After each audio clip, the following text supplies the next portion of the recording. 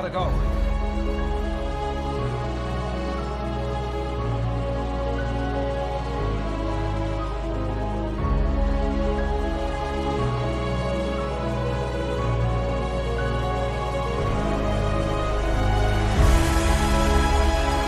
I'll get my car. What mine? Yours.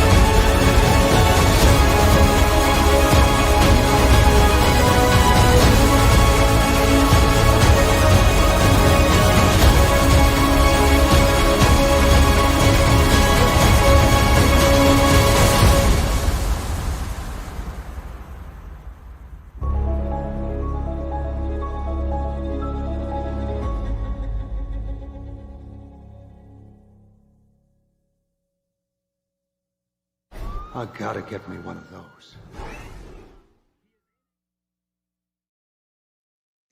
Hello, and welcome to another episode of Bat Dan's Discussions. So, it's been a while since I've done a true Zack Snyder stream. You know, I've been talking about the merger a lot, talking about the whole WarnerMount merger, and we will still get to that today, because I know something happened today that people want me to talk about, so if there's time, we'll see. But I really wanted to catch up on all the Zack Snyder news, because there's a lot of Zack Snyder news that's happened recently, and what up, Jamar? Thanks for stopping by.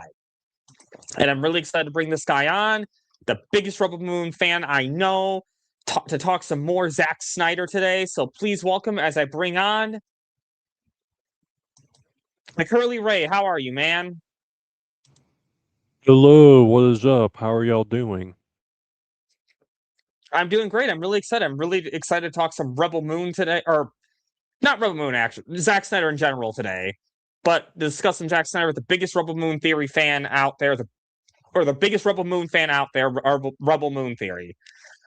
Bit of a tongue twister there. Well, this sounds pretty fun. I think we're going to have a wonderful time discussing about Zack Snyder, who is a director of the Rebel Moon films and the creator of the franchise, of course. Absolutely. I mean, who knows if he'll direct all the films, though. He may, rumors of his son directing might happen, but the creator, though, absolutely.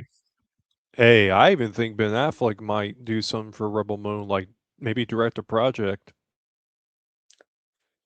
And I'm still calling it. George Lucas, #JusticeForFives. George Lucas, I think, will get involved in the franchise. I just can feel it. I even think we'll get a Rebel Moon anime at some point. Oh, yeah.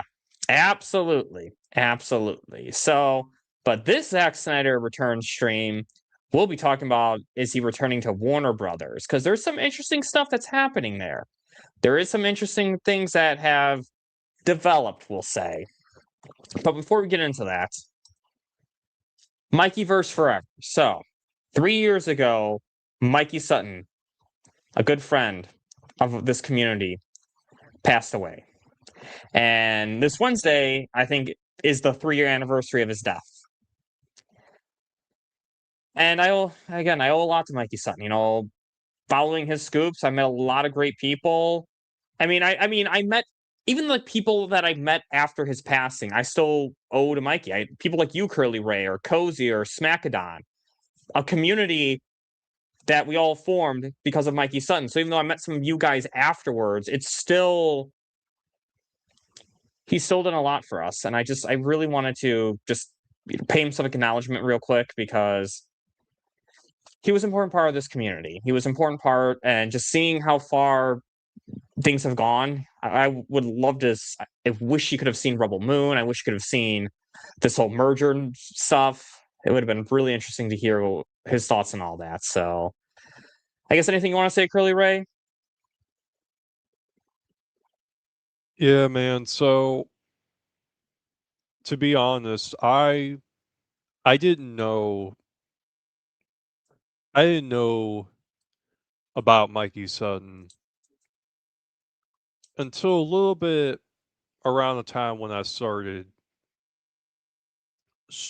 a lot or started watching a lot of Sky streams, because around it was like a bit before he passed. That was around the time when I started joining the spaces. But I didn't know who Mikey Sutton was. But then I started hearing you guys talk about Mikey Sutton. And once I learned about him and how he was a Scooper Supreme, there's even come a point to where like I even started like thinking of him as a person, like outside of just being a scooper. I can tell he really cared about what we were doing, and he believed in all of us. He believed in you guys. And I wish that I got to talk to him. I wish I would have gotten to speak with him. But I did learn about his passing, which is it's very unfortunate it happened, man. Mikey versus Forever, he was the Scooper Supreme. And I believe he was the Scooper legend. Absolutely, 100%. And again, I'm sure he'd be proud of what we were doing right now. And now he wouldn't want us to spend the entire stream talking about him. So, talking about his death, he would want us to talk about happier things. So, we're going to move on to, but actually, one more thing before we do that. Thank you, Mikey Sutton. Thank you. Now, let's move on to some Zack Snyder's Instagram post. Because it's been a while since we talked about Zack Snyder's Instagram's post. So, oh wait, hold up. Wrong one. Before we actually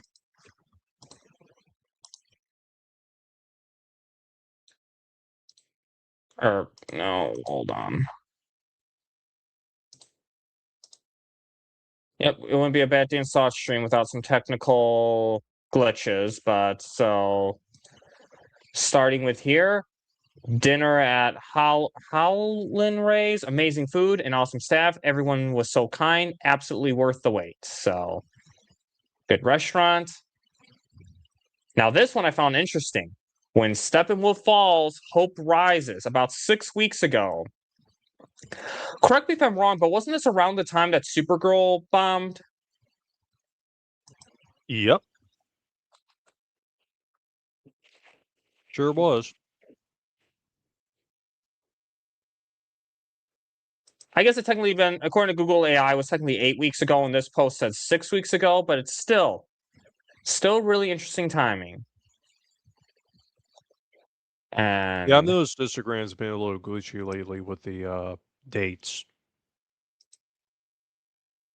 okay, so we'll take the dates with a grain of salt then. And Zack Snyder's gonna interviewing Frank Miller. Well, we'll be talking about that because that was an interesting interview. We'll say that. Hey, I even think Frank Miller could do something. I think he could do a Rebel Moon comic. Honestly, after that interview, I absolutely think so. Yeah. Yeah, absolutely. And then here's Zack Snyder talking about Frank Miller again, talking about the modern storytelling. So, oh, who's this guy? Rebel Moon Theory? I believe Frank Miller could write a novel or comic book in Rebel Moon. That would be amazing. Hey, I don't like how this guy's copying you, man. I don't like that.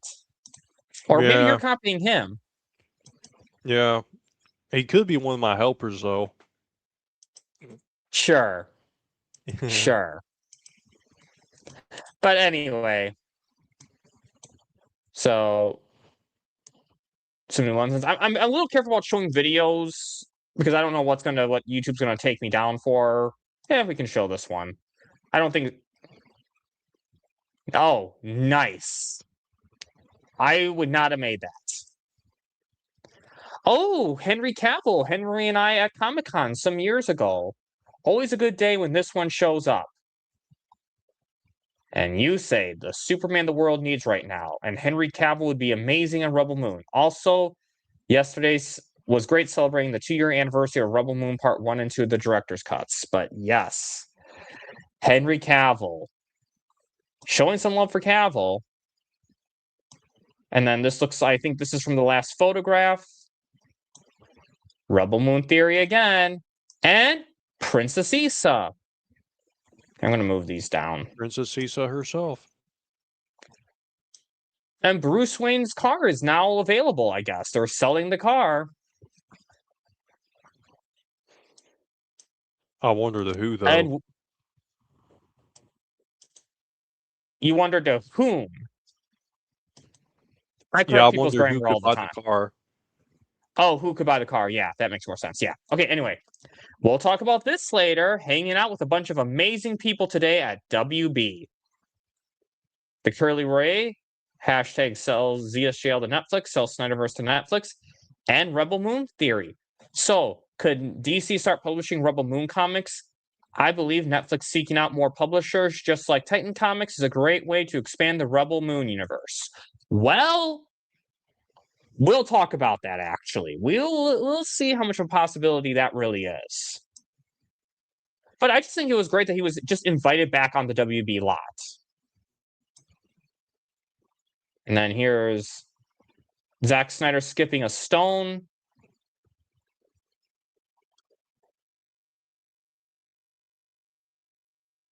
Let's see, can he make it?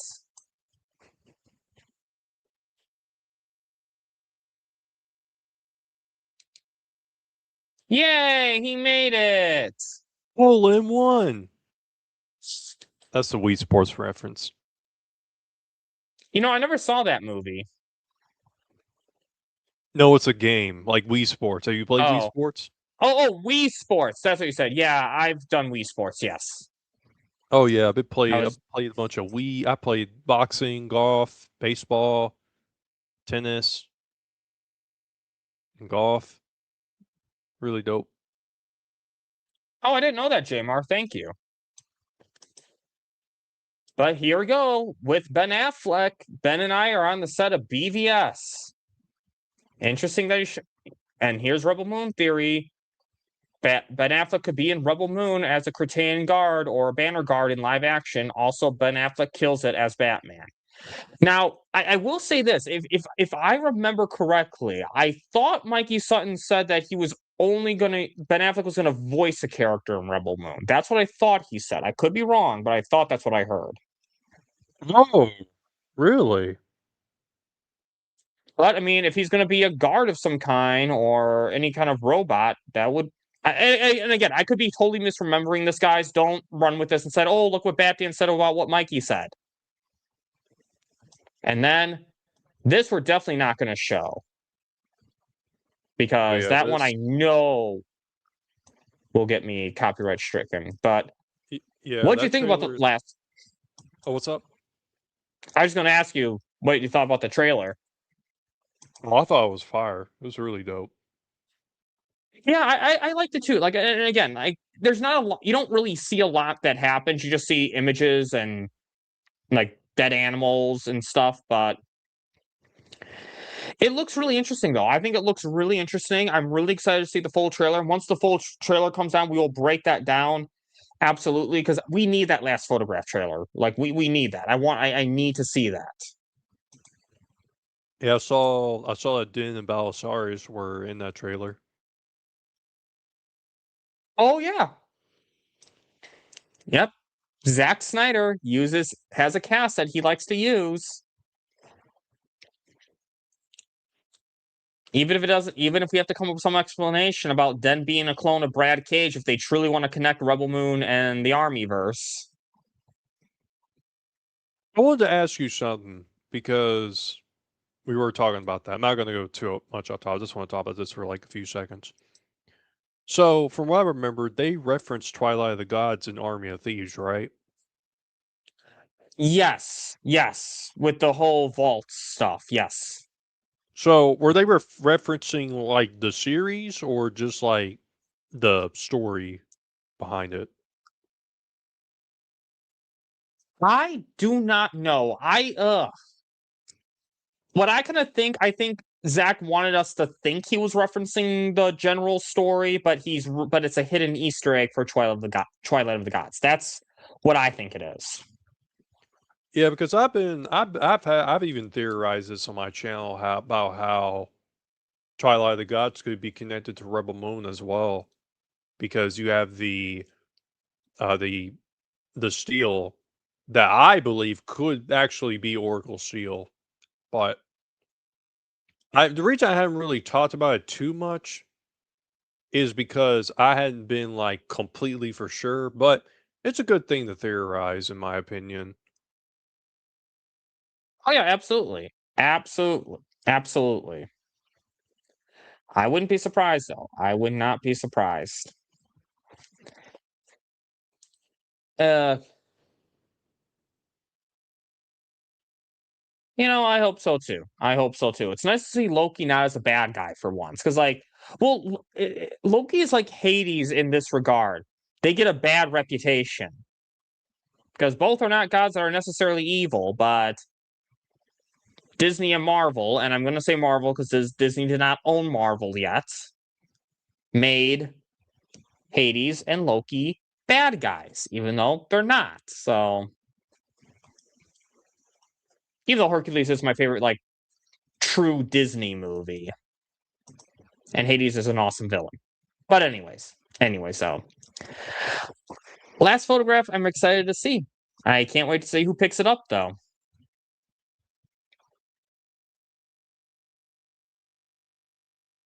Yeah, I think I'm really looking forward to that movie, man. I don't really care who picks it up. I just want to see the movie. Yeah, as long as it's a good movie and Zach can tell his story, absolutely, it could be anyone. But we'll see. We'll see.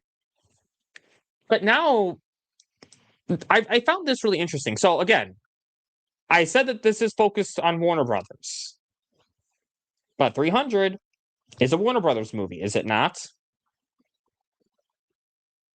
Yep, it is a Warner Brothers movie. So this was really interesting because I mean, this can't be right because I've heard that Zack Snyder and Netflix have a bad relationship now, and that they will not work together. I mean, this is what I heard. This is what. Now, again, I do want to clarify, guys. This is a rumor right now. This is not. I don't think I've heard anything concrete that yes, this is happening. So I do want to make that clear. But I do discuss rumors on this channel. I just clarify, but they are rumors.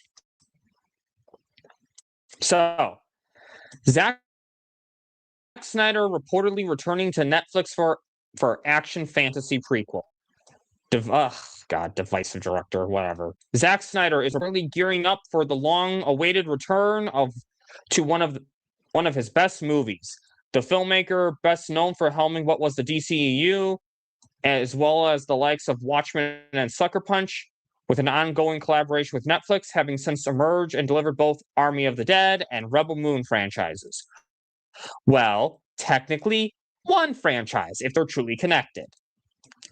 And according to a new report, Snyder will return to the world of streaming with a long gestating prequel.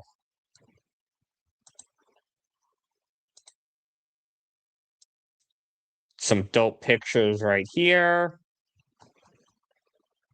Released back in 2006 and based on the 1998 comic book series of the same name by Frank Miller and Lynn Varley, 300 drops audiences in 480 BC, and a retelling of the Battle of I'm sorry, guys, I cannot pronounce these words. Thermopylae in Greco-Persian Wars. The plot follows the king of Sparta, Leonidas, played with aplomb by Gerard Butler, as he leads his badly numbered warriors against a massive Parisian army. Zack Snyder, who co-wrote the screenplay with Kurt Johnson and Michael B. Jordan, 300 was our first. Okay, we will skip this part. I want to get to kind of what they talked about with the. Sure, just want to make sure we're.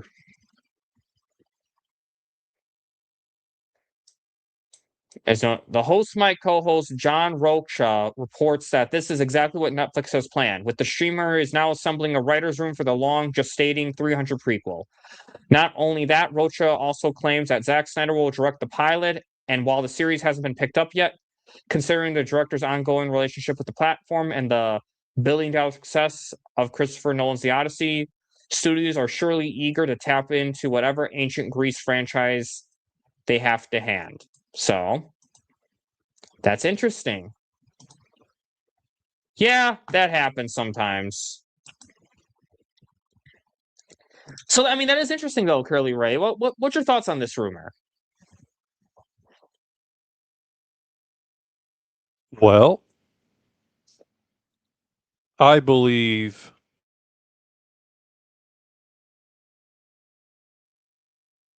from what we've been seeing these last few months, I wouldn't be surprised that this series is going to Netflix because 300 is a very well-known IP, right? And 300 is like one of the biggest movies of all time. I think this series going to Netflix would do really well because 300 is a big IP, and a franchise like 300 going over to Netflix, where Netflix is more global than HBO Max is, this gives more audiences the chance to watch this series, right? And Absolutely. not only that, this will also cover a lot of debt that WBD was in. So, yeah. Absolutely. I mean, again, if Netflix does get Warner Brothers, this is a good start to a working relationship with them. But even if not, it pays off the debt. But it still shows that Netflix and Zack Snyder still have a working relationship. And that's what people love spreading this rumor, like, oh my God, Zack Snyder and Netflix are done. Zack Snyder and Netflix are done because Zack Snyder has said he's working on other projects right now. But you look at this right here, I mean, and again, this isn't confirmed yet. I do have to say, what up, Sin Havoc? Oh yeah, exactly, Jmar, exactly. So it shows that yes, they are willing to work together, but it also shows that Netflix still wants to work with Zack Snyder. Netflix is in the Snyder business, whether people realize it or not. And I like what you said, because yeah, Netflix is a lot more global. Because let's be honest, HBO Max, I mean, not all the countries have it yet. And my big issue with HBO Max is it's the Warner Brothers streaming service without Warner Brothers content. I mean, they have some Warner Brothers content, but it's like most of it's being licensed off anyway. So I'm like, you know what? I'd rather have it be on a streaming service like Netflix, to be honest with you. Especially because we don't know what's going to happen with Warner Brothers yet, so I'd rather it stay on Netflix. But Netflix is coming out with some bangers. Like, we got Cyberpunk Edge Runners 2 coming on there. And we got more. We got Sakamoto Days Season 2 that's coming out on there too. And it's like these big shows is what gets people to want to subscribe to the platform. So then they'll discover 300, the series, and they'll be like, wow, is this from like the movie? I was like, oh, this is cool. And something else too, I wanted to. I hadn't talked about this on my channel yet because I usually make posts there too. The Stranger Things Face the Dark, I think that's what it's called. It's the Stranger Things attraction in Netflix House, Dallas. That is being replaced with something for K-pop Demon Hunters. If, from what I read, they're replacing it with something with K-pop Demon Hunters next month, like here in a few days. So, from my understanding, they're rotating out franchises with these attractions and interactions, right? So, what do y'all think is going to be coming to the Netflix house pretty soon? Rebel Moon, I would say. Rebel Moon, Army of the Dead, Yeah. 300. Yeah. But again, what I like about this though is that, I mean, let's be honest, I think 300 is one of Zack Snyder's most popular movies. It's like the movie that made Zack Snyder a name. So to see Netflix capitalize on one of Zack Snyder's biggest movies out there is, to me, that's huge. That's really huge. And again, guys, this is rumor, but this shows why we campaign for Cell. Why Cell gives most of the attention to Netflix, because Netflix is the one who continues to want to work with Zack Snyder more than any other studio. Netflix is the one who has done it consistently. I mean, yes, obviously, Last Photograph, we don't know who's distributing that yet, but Netflix is the one who is. Okay, well, if you get to that, just DM me the article directly, but only if it's not rumor. So, anyways, yeah, I like I said, this is obviously a rumor right now, but it shows that, again, Zack Snyder working on a Warner Brothers IP with Netflix. Really interesting, because like Warner Brothers has to approve this too, because this is Warner Brothers IP. Even if it's on Netflix, it's still Warner Brothers. So Zack Snyder working with both Warner Brothers and Netflix. Really interesting, if true. But we'll see. We'll see how the story develops.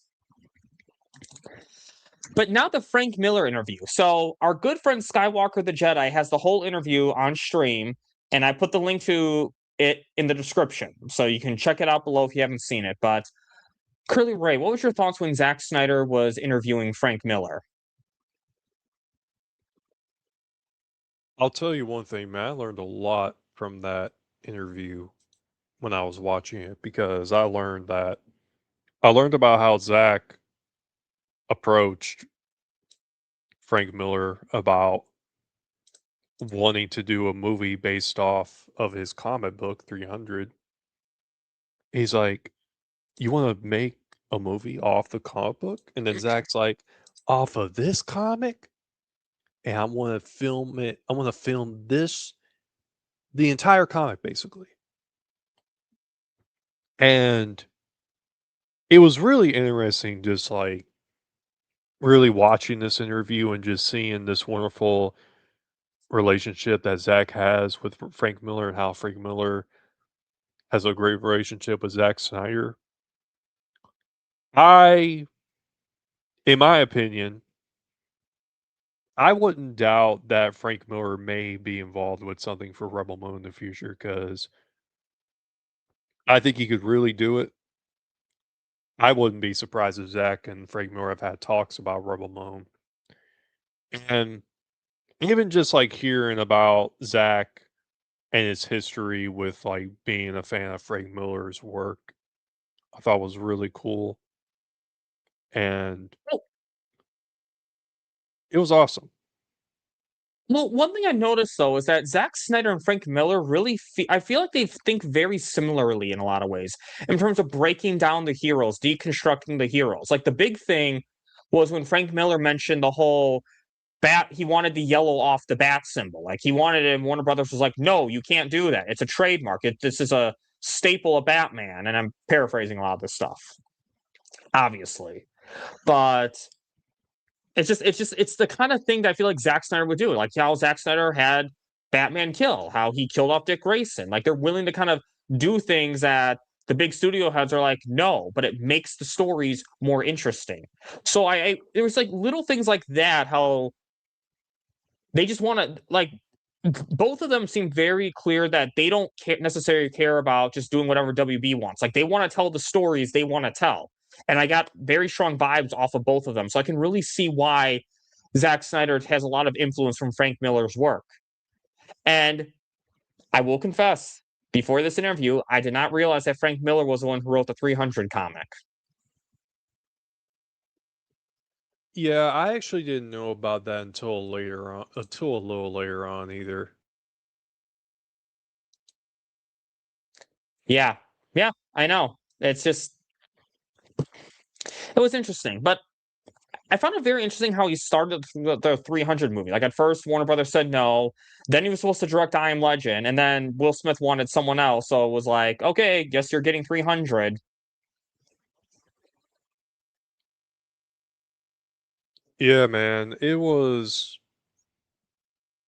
just really awesome, like watching this interview, and shout out to Skywalker and Leon of the New Geeks for showing up to that and getting all the footage out there. Because if it weren't for them, we wouldn't be able to watch the whole review or the whole interview.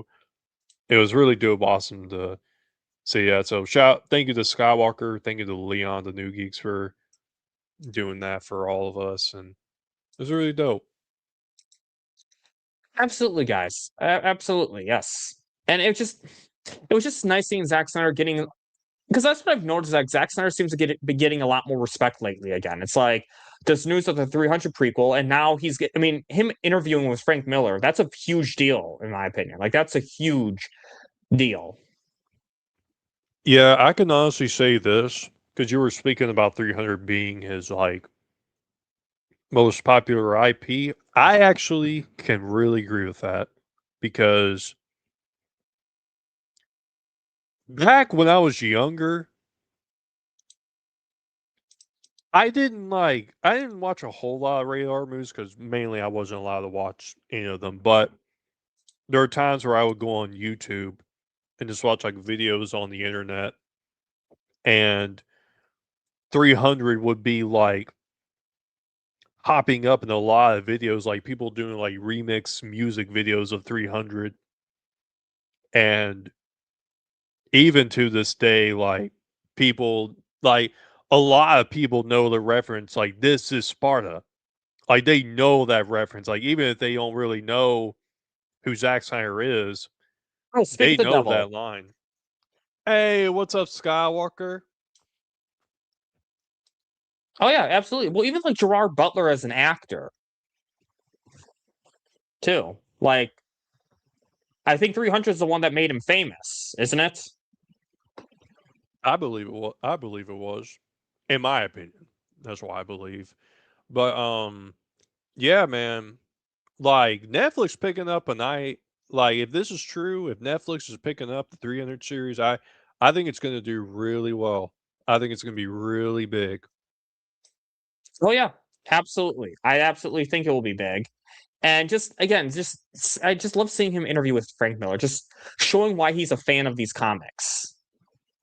Like showing why his I feel like Zack Snyder's style and Frank Miller's really complement each other. And I hope to see Zack Snyder do The Dark Knight Returns eventually. Eventually. I don't want to be his next DC project, but I do want to see him do it eventually. We'll see though. We'll see. But yeah, I mean, it was like I said, it was an interesting interview, and okay, yeah. So there was an article that was posted that like 30 minutes before the stream started that I added in here. So we'll see if we get to that though, guys. We'll see if we get to that though. Okay. There's no guarantee we're gonna get to that. I just want to talk about Zack Snyder for a little bit. But yeah, I'm trying to think. I don't know if I really think anything else. It was just nice seeing Zack Snyder be a fan, talk about his stuff, and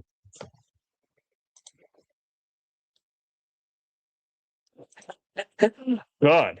Good. But now what's really interesting is And we'll see if we'll talk about the Dark Knight Returns rumor, because this is leading to the rumor of him doing the Dark Knight Returns. We'll talk about that. But now, Zack Snyder on the WB lot. Let me just show this picture again.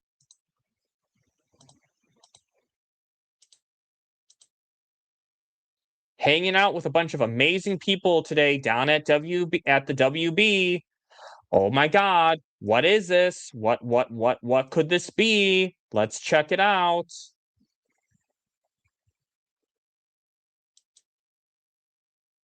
Yeah, I saw that, TJ. Thank you. So we'll see if we get to that though.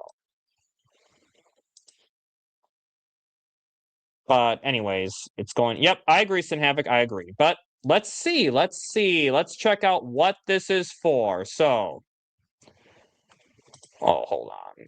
I hit the wrong thing. And here we are.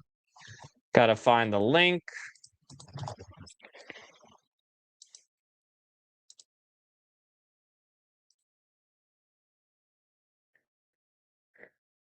Zack Snyder, why Justice League director was spotted at Warner Brothers reveal. Okay, well, first of all, not Justice League director, Zack Snyder's Justice League director, because that distinction's important, because he did not direct Justice League. Anyways, Justice League director Zack Snyder visited Warner Brothers to host an employee screening of Excalibur during a period of merger uncertainty at the studio. The Zack Snyder Warner Brothers visit included a packed Burbank lot screening and a Q&A with studio leaders Mike DeLuca and Pam Abdy.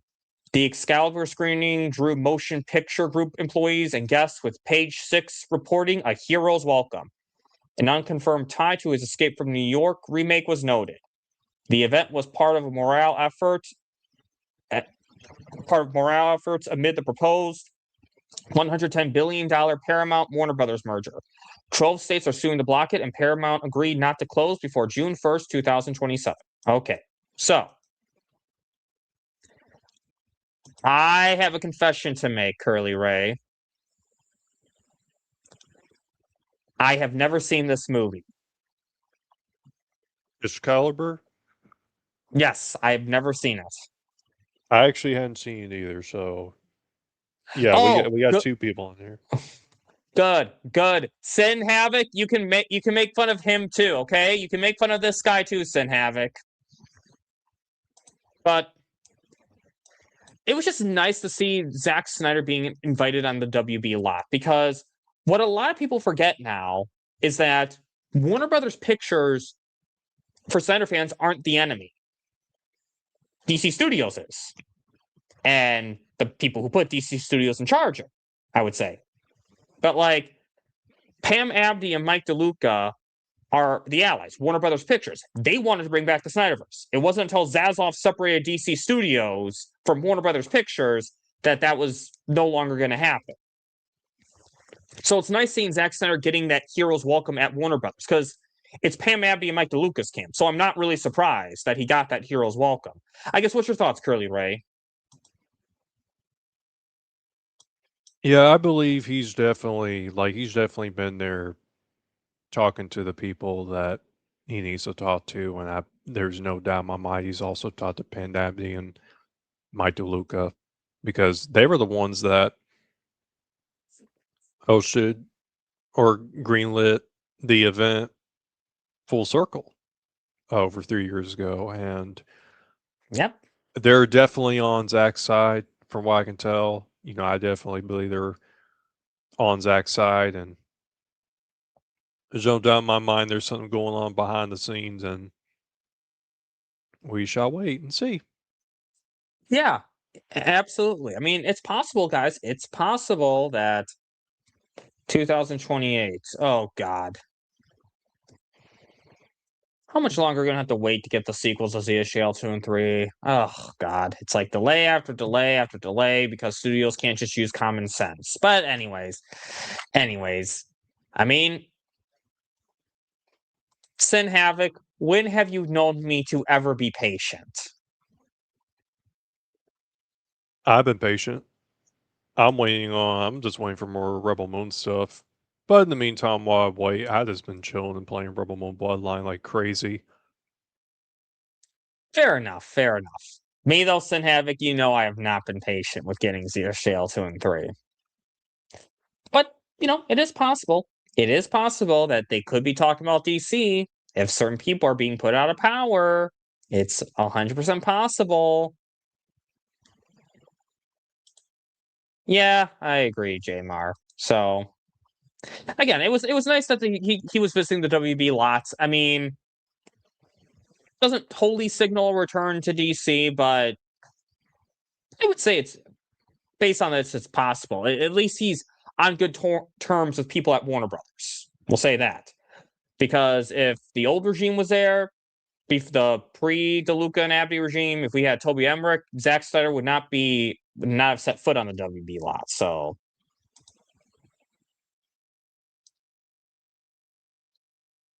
what up, Osa Fresh? So now, I'm going to do something that I've never really done before. A reaction video to another YouTuber. In general, I don't really like doing this type of content because I don't like doing content on other people's content. And I definitely do not like throwing shade at other people's content. So I'm going to put it as a disclaimer right now. What we're reacting to is all speculation at the moment, okay?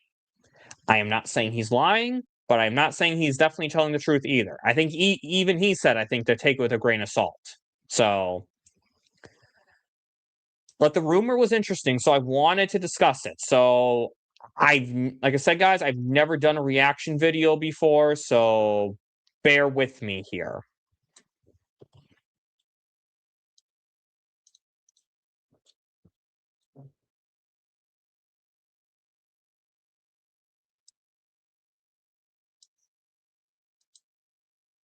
So, let's see. Share screen.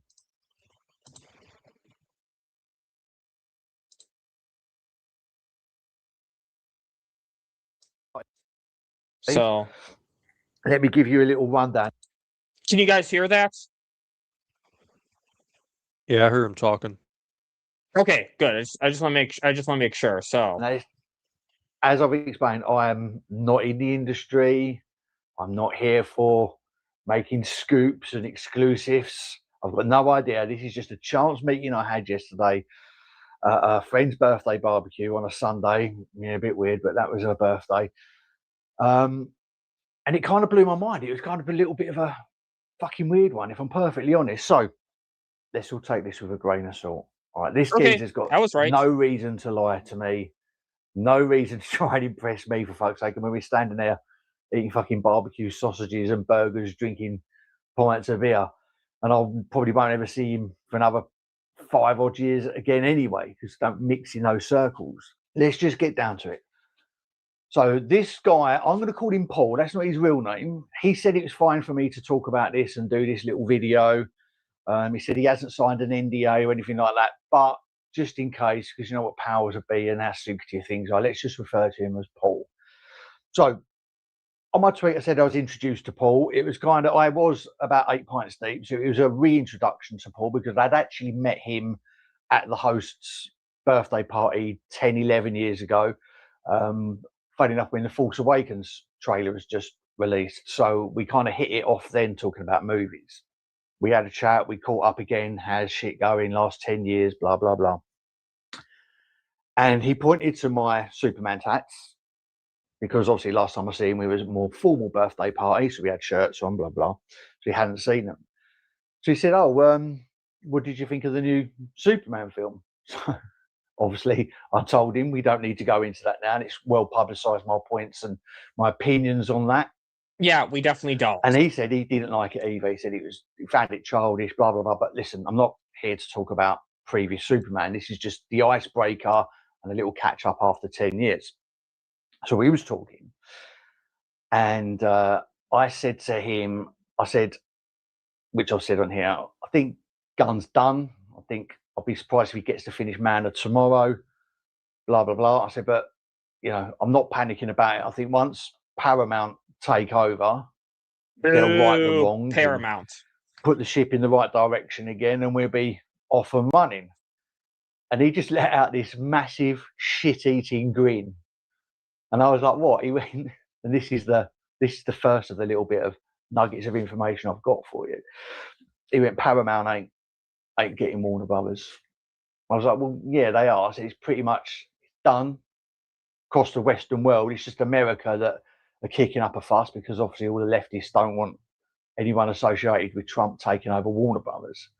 He went, it's nothing to do with that. He went, trust me, Paramount aren't getting it. So I said, well, how do you know this? Why are you so confident? And it turns out, and I didn't know this before, but he works in banking, high profile banking level, and particularly specializes in the entertainment and sports industries. And he said he was part of the team that got Warner Brothers HQ moved to, he mentioned £10 million office building in London. Now, if anyone knows, there's no chance you're going to get a building in London for 10 million. But I took him on his word, and it wasn't till this morning I've come back and looked at it, and I need my notes here, so bear with me on this one. It's a place that Warner Brothers, it's their official HQ now, which they moved into in 2022, so it's pretty recent. It's Warner Bros. Delane Lee in Soho, which is the heart of London, and it's their post-production division. It's got its own restaurants and bars, and is used for networking and meetings in particular. And it's like I say, it's their official HQ. So I was like, okay, well, that's quite interesting. Fair enough, diverted. So that's a little bit of background just to say that maybe this geezer isn't talking shit. And to be fair, he's got no need to be talking shit. I know he's in business, but we were standing there drinking pints of Peroni and Carlsberg and Asahi and whatever else was on offer. So he's not exactly walking around drinking champagne and measuring his dick with everyone. He's a very unassuming, really lovely guy. Typical bloke that if you was to see him in a pub and you'd look at him, you'd go like, this geezer is 100% an accountant. And obviously he fucking is. So anyway, so he's got nothing. He's got no skin in the game. We're just talking movies. He loves Star Trek and blah, blah, blah. So I said, so going back to Paramount, so I said, how are you so sure that Paramount aren't getting it? He's like, trust me, I'm part of the team that are dealing with the contracts and the finances and everything else. He went, it's Netflix. Netflix have got it. He said, not getting it, not might get it, but have got it. He said, Netflix have got it. The whole business model is going to change and everything else. And I'm like, fucking hell. And like I said, this geezer's talking absolute certainty. He's not got anything in this to brag. He's just watched this space. He goes, I'll put my house on it. Netflix, it's a done deal. So then I said, well, all right, okay. Okay, let's stop here for now. And I'm going to, when I'm not actually playing the video, I'm going to take it down because I don't know. I've never done a reaction video like this, guys, before. I don't know if I'm going to get copywritten for this. So if I have to take out part of the stream, I want to reduce how much of the stream I have to take out. So, Curly Ray, so far with what was said, what are your thoughts on this? To me, I'm not really. I don't conspiracy theory. I'm not like super into like conspiracy theories, I would say. But from what he's saying, I wouldn't be very surprised because there's also been a bunch of Warner Bros. Movies on Netflix recently where Black Adam's on there. And then you also have Zack Snyder liking my posts on Instagram.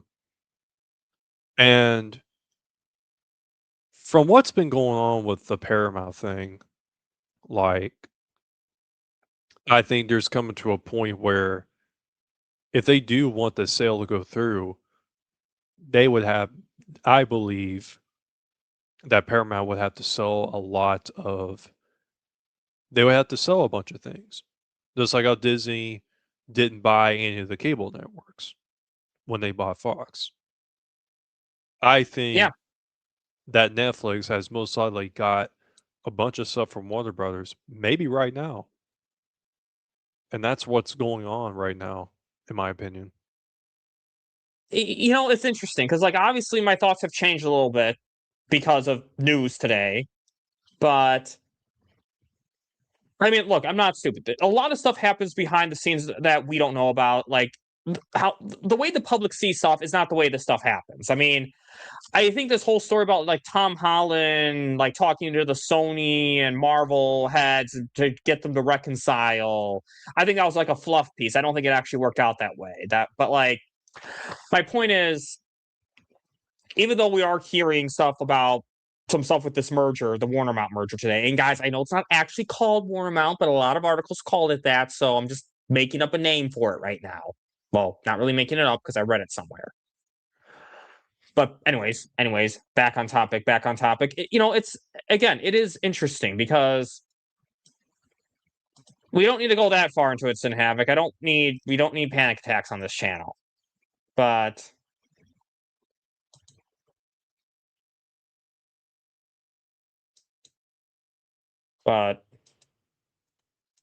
yeah, I mean, in terms of like this guy, right? I mean, I've always say this with any kind of scooper, and I know he says he's not a scooper, but right now he's giving a scoop. So I'm gonna still kind of refer to him as a mini scooper.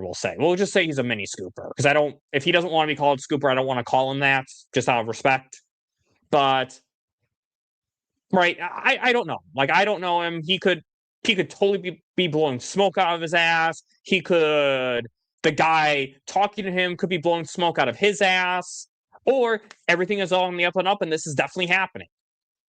Like, I mean, anything is possible right now, but I say no matter what, it's nice to hear some hope for a little bit. It's nice to hear some hope. And I mean, what he's saying makes sense. It's the big thing that really kind of gets me is the bank thing, the whole bank thing, because what's one of the biggest hurdles Paramount is facing in getting Warner Brothers?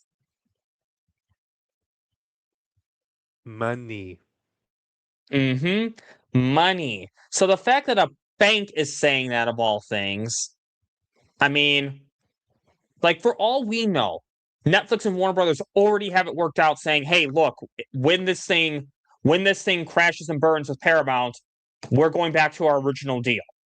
And because you got to think with stuff with banks and stuff with money, with large amounts of money, you have to get this stuff very far in advance, right? You can't just wait till the day before and be like, hey, okay, let's get this all done.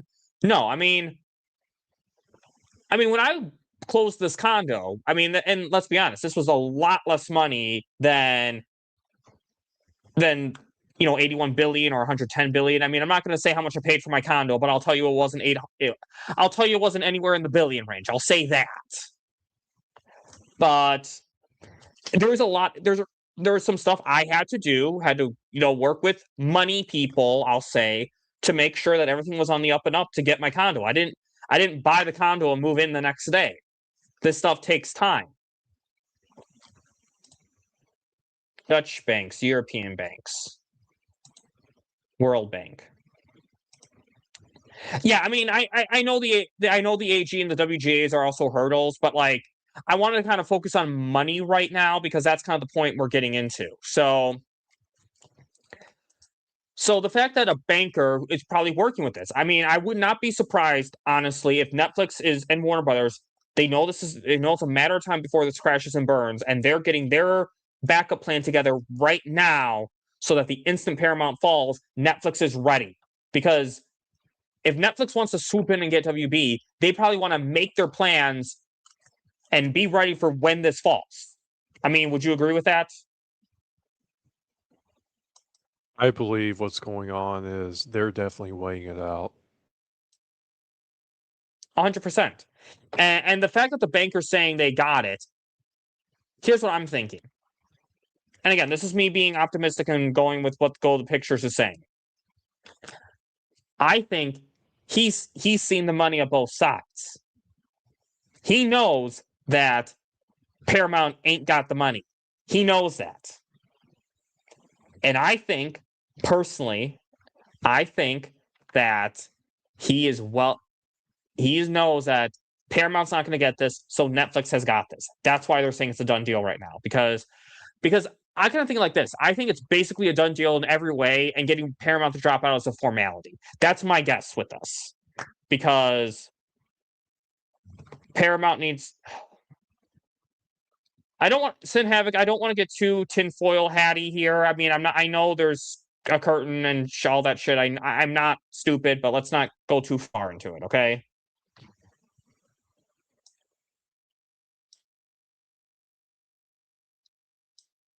So, yeah. Well, again, Netflix didn't raise the bid because why would you raise the bid for a company that's likely going to be blocked? And also, Netflix isn't about ego. Netflix is about business. Paramount's about ego. Because if Paramount was about business, they would have turned down this deal because they would have known they can't afford it. They would have just bought Discovery Global Partners. But anyways, anything else you want to say before we move on? Sells the show Netflix and sells Snyder versus Netflix. Okay, let's see. I also love those posters he has in the background. Oh yeah, Man of Steel. And let me just play this because, and this is no shit on him, I look bad when paused too. So, like, how does that affect the Snyderverse and James Gunn? And pay close attention. He never said James Gunn is out. All right. He never says he's got no idea about what's going on there. We all know Gunn's got an extension on his contract for a few months in 2027. But he says he's not privy to that information. So he couldn't elaborate on that. So I said, well, okay, what about the Snyderverse? He went, all right. He goes, this building that he mentioned before is where they've been having meetings. He went, Snyder, he's back, fully on board. So again, if you read between the lines, if Snyder's back, Gunn's having failure after failure. It doesn't take a genius to work out what directions he's going. However, he says he doesn't know about the Snyderverse and whether it's back or not. But he says the talk of, and these posts Zack Snyder's been putting on about the Dark Knight Returns and everything else, he went, there's truth to that, 100% truth. And he went, and this is the interesting thing, he went, the biggest stumbling block at the moment is Henry Cavill. Not because he doesn't want in, but because he's so tied up with other projects over the next couple of years. Obviously, he's got Highlander. We all know that's got to go into post-production. He's got to do the tour, the promotional tour and everything else. And then after that, Warhammer. He says that Henry Cavill is tied up for the next couple of years. He says, so that at the moment is a bone of contention on how quick all this can happen. And then it turns out... Okay, and let me just remove this because, again, when you pause... When I pause, I keep pausing him at bad positions where it doesn't look flattering. But again, that's the same thing with me too. So, but exactly. See, I'm really... So I'm not going to get too far into the Henry Cavill aspect of this yet, because I'm going to kind of talk about that a little in what I think the next thing's going to be. But I'll just say, I think the Henry Cavill aspect of being busy right now plays really well into what we're going to talk about next, in like the next official topic. But Curly Ray, your thoughts, go. I think that's a very interesting theory because not only do I think Henry Cavill is also doing these other projects to gear up for Superman, I also think he could also be getting ready for Rebel Moon as well. Oh yeah. Well, something I thought of too. If Netflix owns Warner Brothers, if Netflix, let's say what this guy is saying is true, Netflix gets Warner Brothers. That means that Rebel Moon and DC will be under one parent company. And I don't know how legal this is, but depending on Henry Cavill's role in Rebel Moon Part 3 and 4, I've theorized, Curly Ray. I've theorized this. What if Henry Cavill films some of his scenes for Rebel Moon during the Justice League and or Man of Steel 2 filming?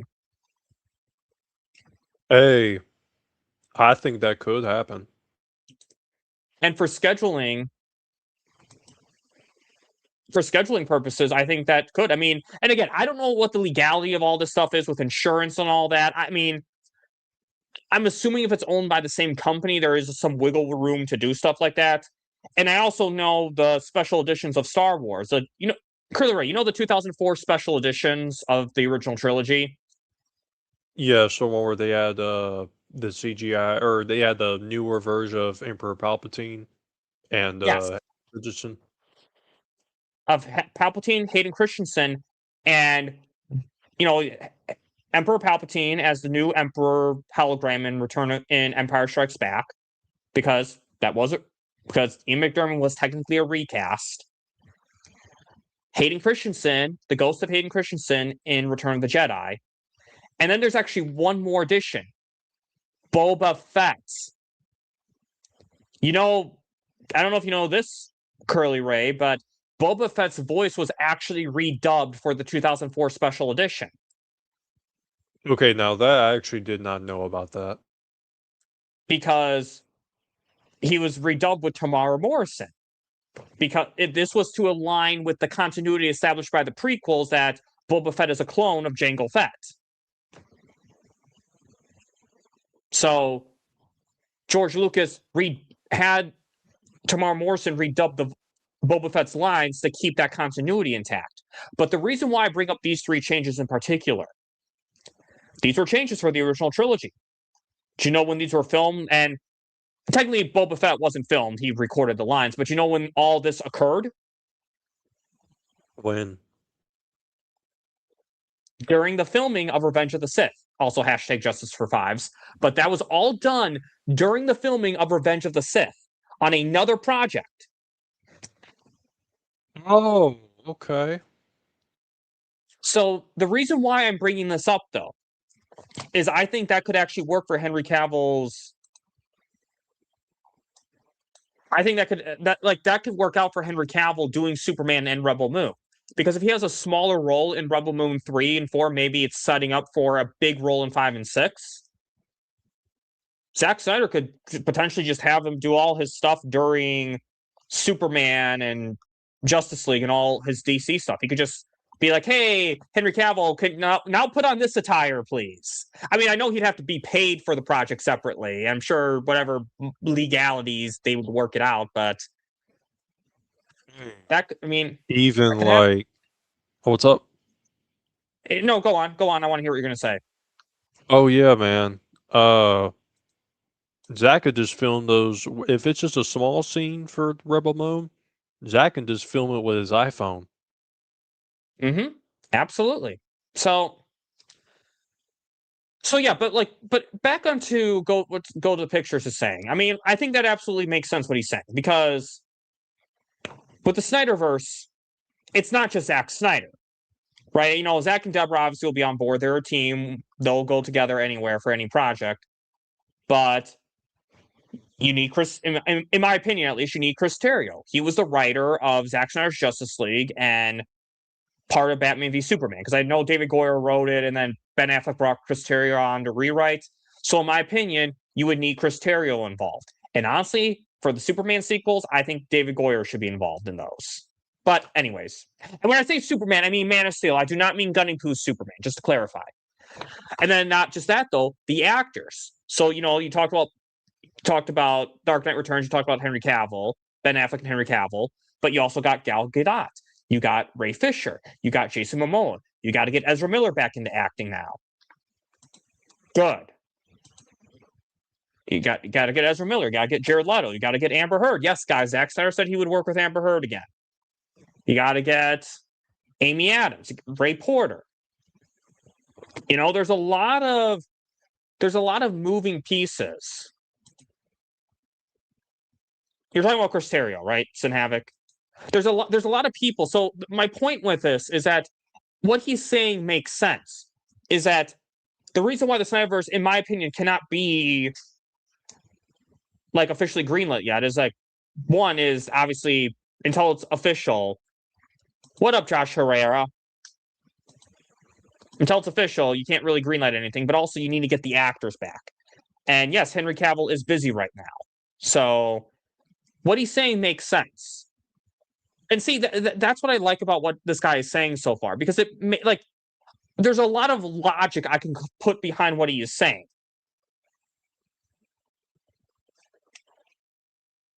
Anything else you want to add to that, Curly Ray?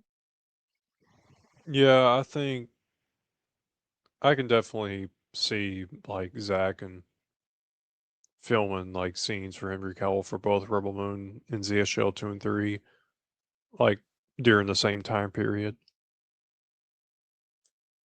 Be a good way to work with his busy schedule. So, and guys, I know I'm showing this video, but I would like you all to, after the stream sometime, watch this video. It's a great video, and I don't know how much more I'm going to show of it. We'll see, because I do want to talk. There's some other stuff he says in there that I like, but I do want people to watch his video. And again, I do not know if this guy is telling the truth or not, guys. Okay, I don't. And again, if go to the pictures, if you're watching this is not shade towards you. I don't know you. Even Mikey Sutton, I didn't just trust him right away. But guys, I do encourage you guys to watch this video. It's a great video, and it's nice.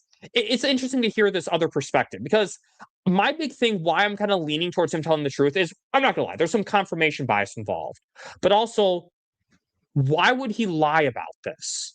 Like he's just gonna look like, if it comes out that Paramount gets this, he's not gonna look great right now. Because at least with Paramount, everyone's saying Paramount's going to get this. So being wrong about that's not as big of a deal. But not many people are saying Netflix is going to get this right now. So why would he come out and say that? What audience is he trying to appease?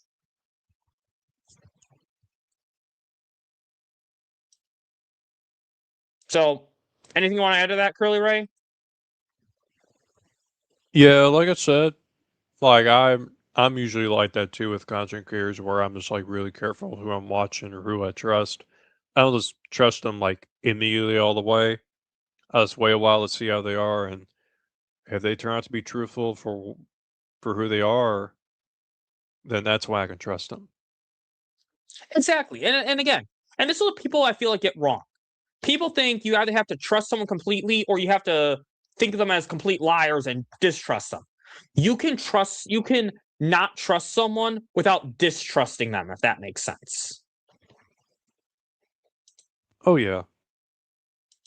So, and again, like I said, guys, I'm reacting to this guy. I encourage you to watch this video. I'm just saying I don't know him, so I'm not going to say that this is absolutely happening. That's all I'm saying. But I think even he has said that too. So, let me unpause this, because I keep pausing at bad positions. That his wife, who the hosts of the barbecue, her birthday, it's her best friend, who they've been best friends since they were kids. I hate the whole best friend thing. Like, you're not fucking 10, but anyway, it's her best friend since they were kids. And she's also in the banking industry, and she's actually friends with Mrs. Henry Cavill. So again, and I asked the host, I won't give out names because again, I don't know how this could potentially fuck him up, even though he's absolutely confident there's no problem with it. So I asked the host, I went, does she really know Henry Cavill's wife? She was like, yeah. And oh, fucking hell, like, get me an autograph. So anyway, going back, so that's the stumbling block there. So we've got, he doesn't know if Gun's out, even though I think it's inevitable. He hasn't said the Snyderverse is being restored. We don't know that. But he's 100% confident that Netflix have got Warner Brothers. Now, this is where it takes another turn. Because he said to me, the person who is putting all this together behind the scenes is Christopher Nolan. I swear to God. Fucking Christopher Nolan. He went, he's the puppet master. He's the one pulling all the strings and getting this all back together and getting all the ducks in a row and getting everything all sorted. Which I was obviously pleased about, because obviously we've got the Dark Knight release, but we was also talking about Snyder. And again, I've said this a million times, Snyder is brilliant when he's got reins on him. When you leave him to his own devices, you get stuff like Sucker Punch, Rebel Moon, blah, blah, blah. When you've put reins on him. Okay, I'm just going to say this. Go to the pictures. Please watch the director's cuts, at least. Please watch the director's cuts. A lot of people change their opinions after the director's cuts. But I will say, the fact that he is criticizing some of Snyder's work shows he's not biased. So, I'm kind of leaning that towards another point in his favor. You get things like Man of Steel, BVS, Zack Snyder's Justice League. So, if Nolan's involved and Snyder's back, we could be looking at something pretty special, but it doesn't finish there. I will say, and Curly Ray, I do want to hear what your thoughts are, but I will say, no matter what, Christopher Nolan did start out with this. He was involved in Man of Steel. I think he was one of the writers. So I feel like it is fitting to have Nolan return to the franchise. Hold on, StreamYard's glitching out. So, Curly Ray, your thoughts? Well, I believe Zach and Christopher Nolan definitely have a great relationship, and I could see I could definitely see Nolan, like, maybe not like directing a comic book movie, but like maybe just like being involved with something with DC related. Hey, maybe Christopher Nolan may do something small for Rebel Moon, possibly. But that's just my opinion. That's just what I think.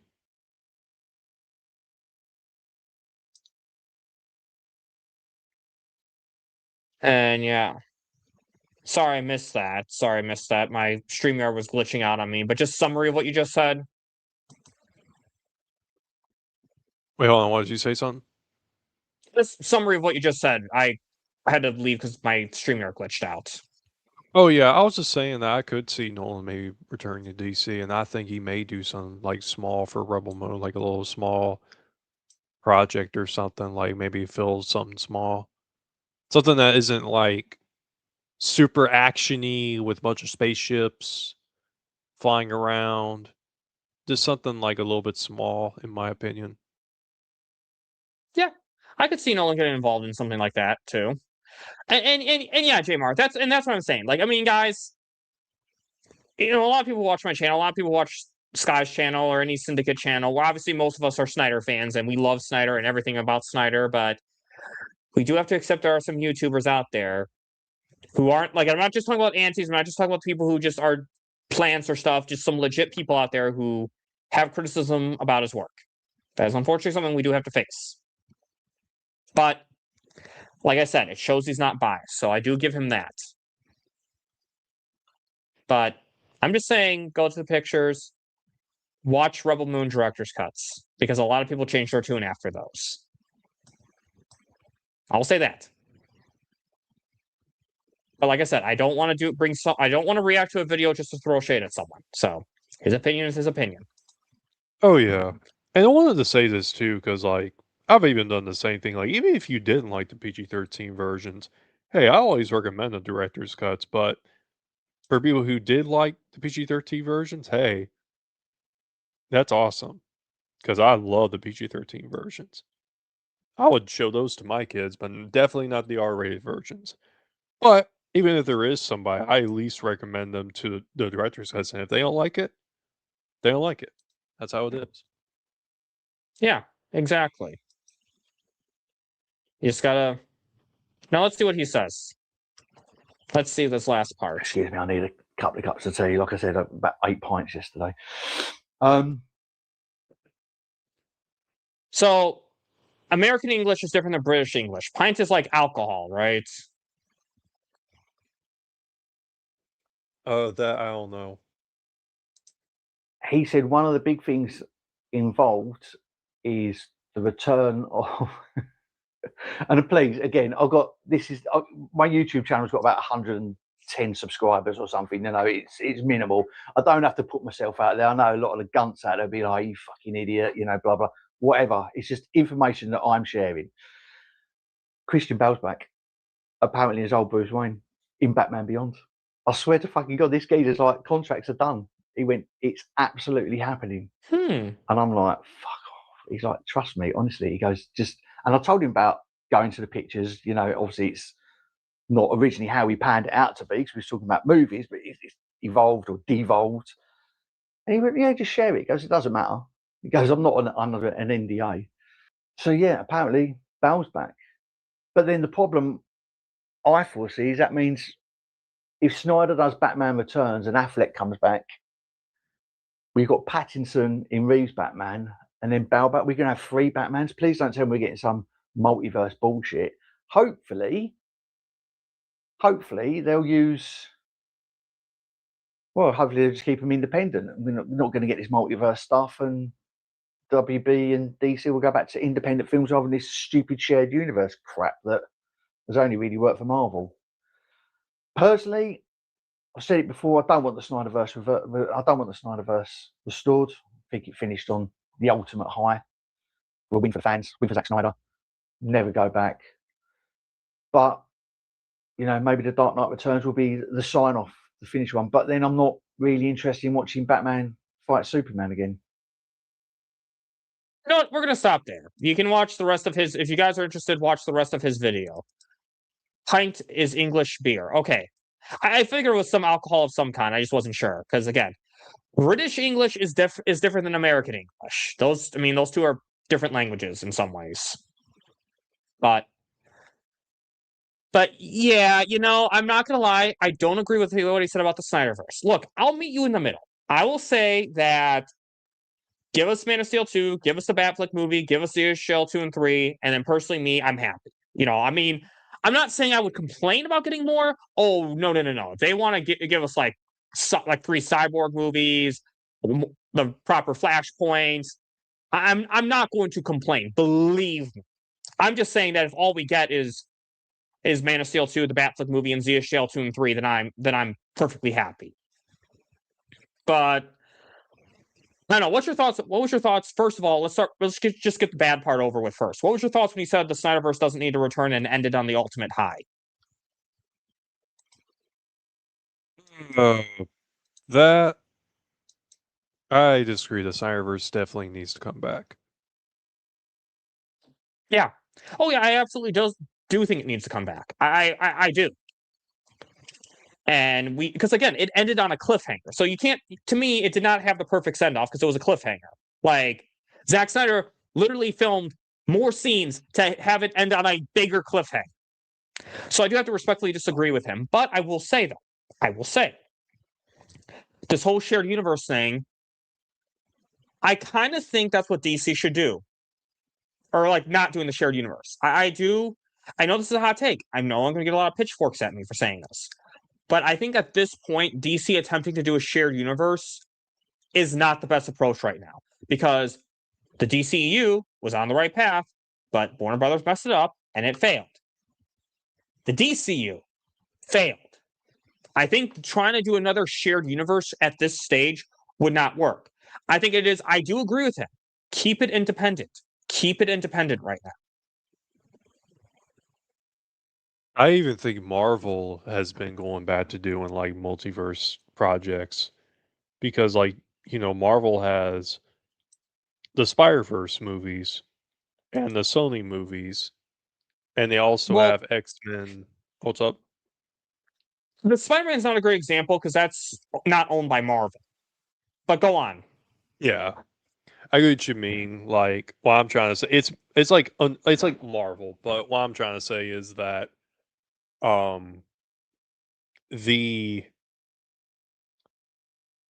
definitely someone who agrees that DC definitely needs to go back to doing definitely needs to stick with doing multiverse stories because like DC is more divisive than Marvel.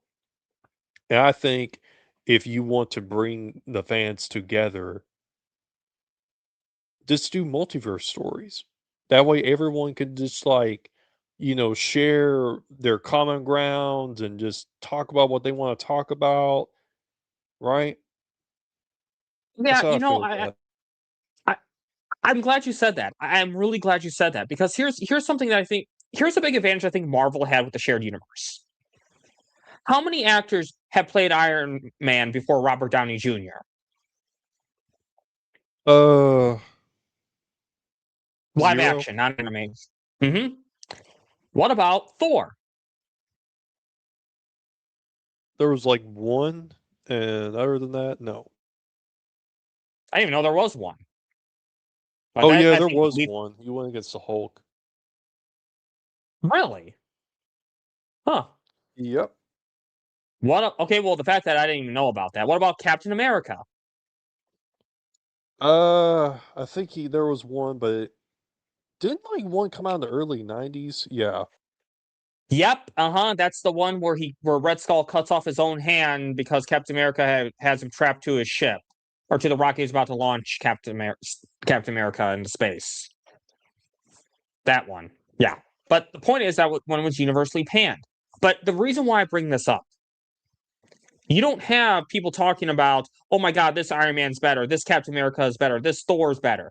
You didn't really get that. Maybe the Hulk you did a little bit, but the other three, not so much.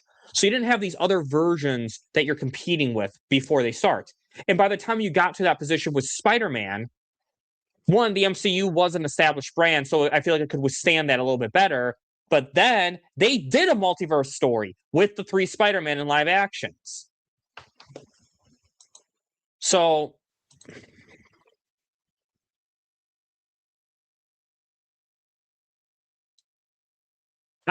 yeah, I mean,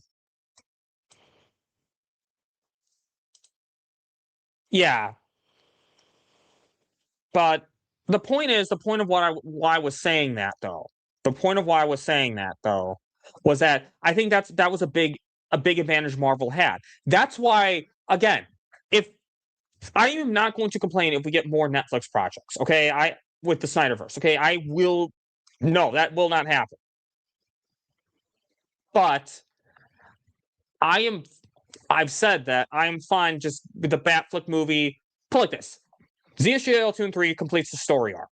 The Batflick movie pays off that post-credit scene. I guess it's not really a post-credit scene, but it's like a post-credit scene between Lex Luthor and Deathstroke and Zack Snyder's Justice League. Man of Steel 2 is unfinished business after the embarrassment Henry Cavill had to go through with that whole announcement and retracting a statement.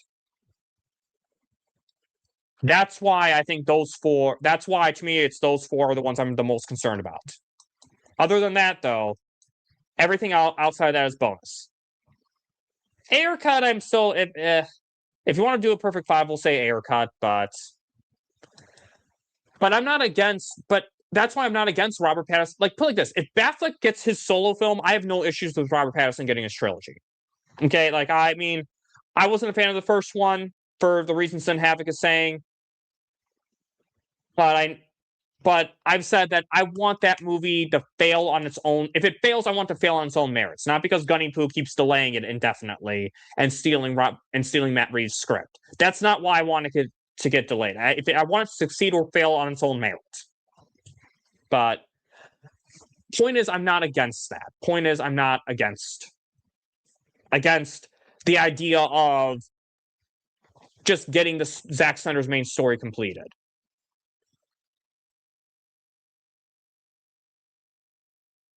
Yeah, I agree, Jamar. I think with Paramount, the best we could hope for, honestly, is maybe 1 movie. But now, Curly Ray, what's your thoughts of Christian Bale returning for Batman Beyond? Because that's what I'm really interested in.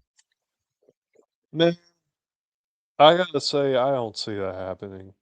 I just don't know if I mean the way that movie ended, because you did have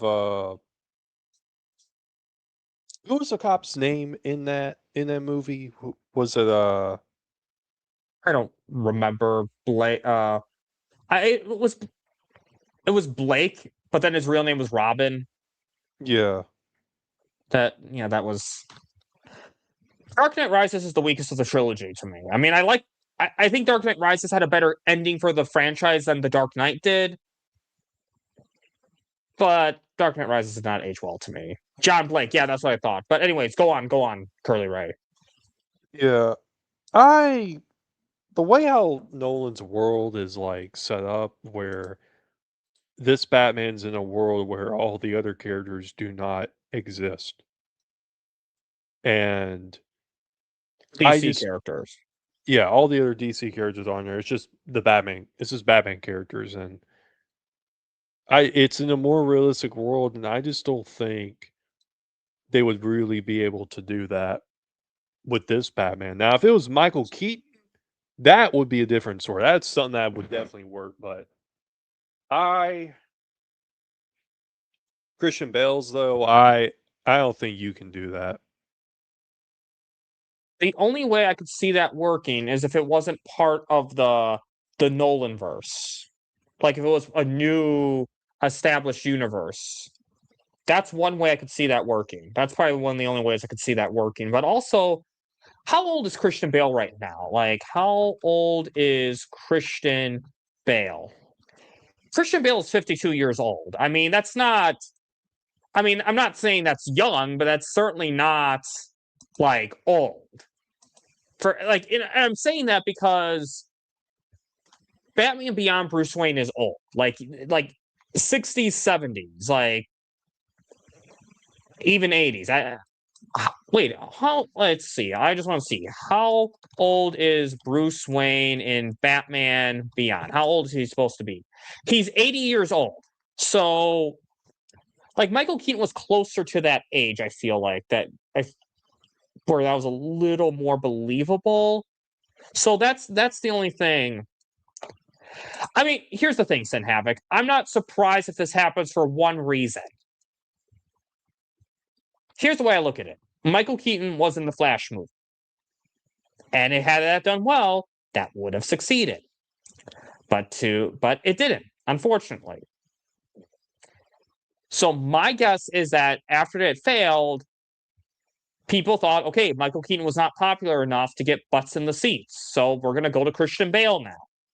That would be my guess with that. What do you think, Curly Ray? If it is like a different version of Batman, I could. I mean, I think it may work, but if it was just like with the Dark Knight trilogy, I just don't see that happening. I don't either. Look, I mean, if Nolan has a great story for that same universe to prove me wrong, I'll say, hey, great. I would love to be proven wrong with that. But I don't know. It's one of those things to me, if this is true, this could go really bad or really good. I think it's going to be one of those. But I feel like if Nolan is involved, I feel like Nolan's not going to do something for money. If Nolan is doing a Batman Beyond, he has a story.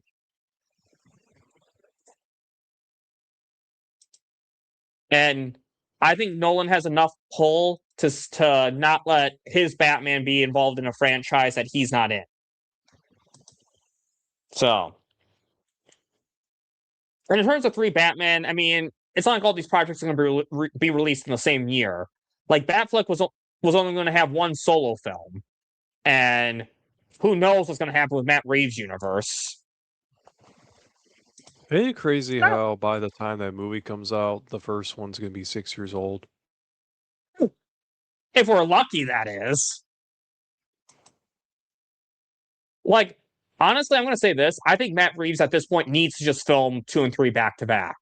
Like, just do 2 and 3 back to back. Okay? Like, just please do that. So that way we know what will actually happen this time. And again, I'm not like the biggest dick rider of that franchise, but I respect that there is a fan base for it. And yeah, no shit, he did. And if it fails, I want it to fail because of it being a bad movie, not because the studio keeps fucking up with it. So,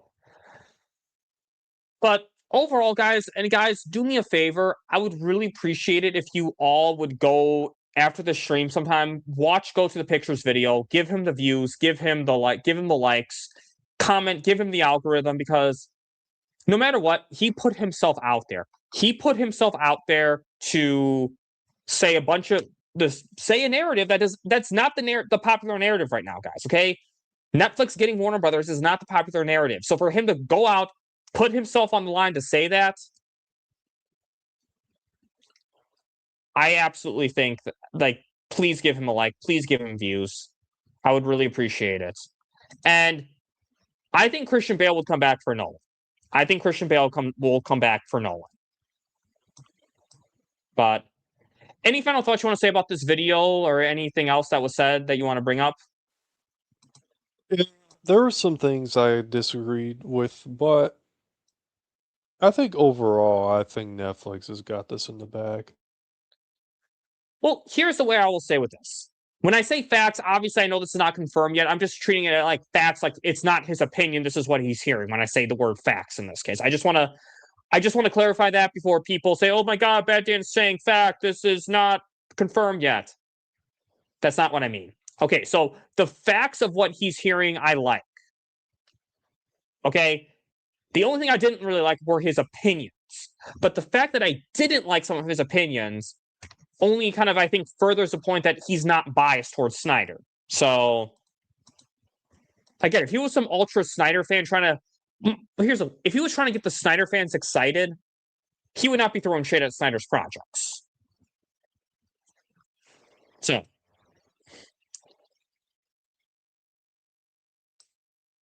but yeah, so now there is something else he talked about, but I want to bring this up in its own topic. The Dark Knight Returns. So,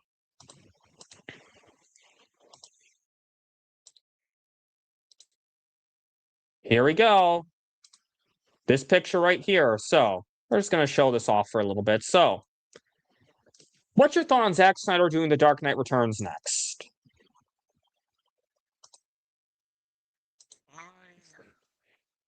Him doing that movie, if he does The Dark Knight Returns, cool. But the thing is, we all want ZSL 2 and 3 before we get The Dark Knight Returns. And he's even come out and said that The Dark Knight Returns would be his last comic book film.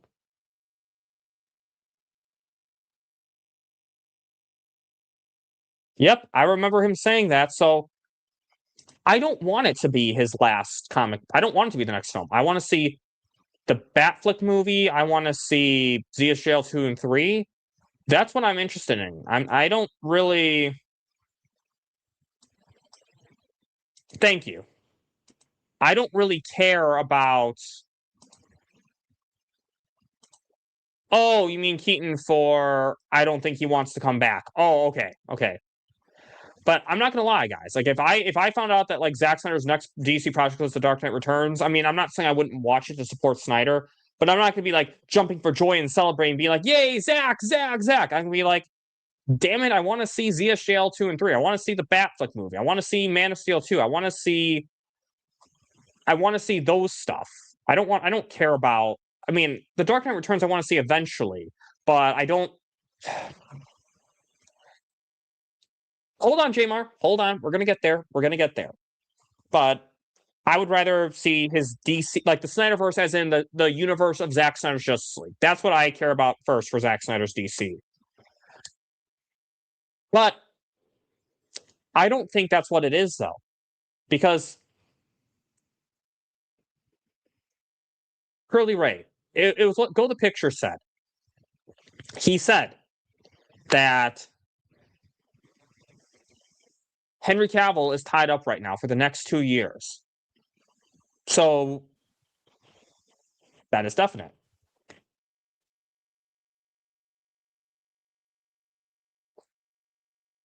So to me, but Dark Knight Returns has Superman in it. So he's going to recast Superman, maybe.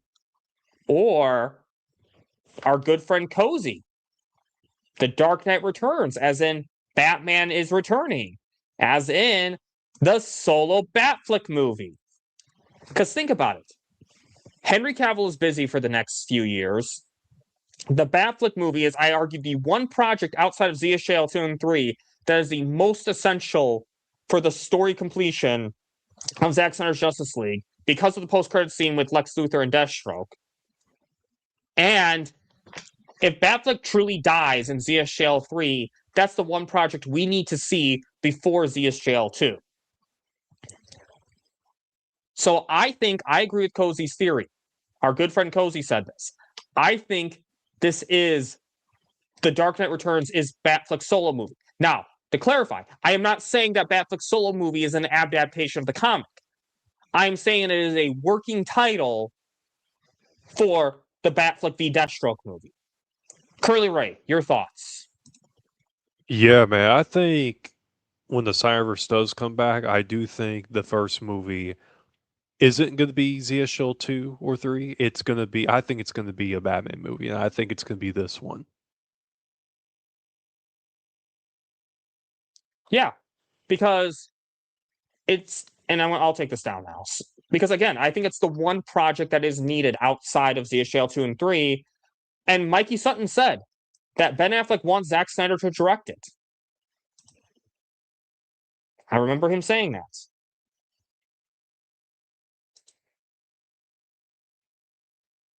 Plus Zack Snyder, I know he has all the cast in it, but he has absolutely more of Batman and Superman than any other of the DC actors, I would say.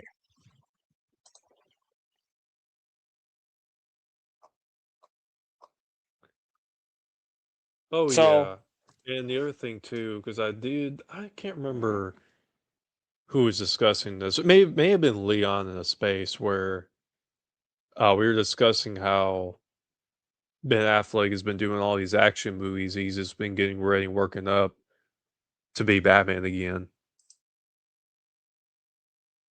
like, he was Batman at his son's party or something, at his son's birthday. He dressed up as Batman.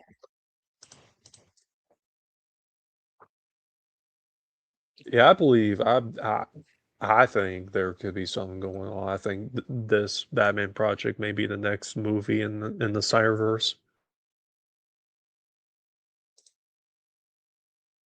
So I just want to show this off real quick because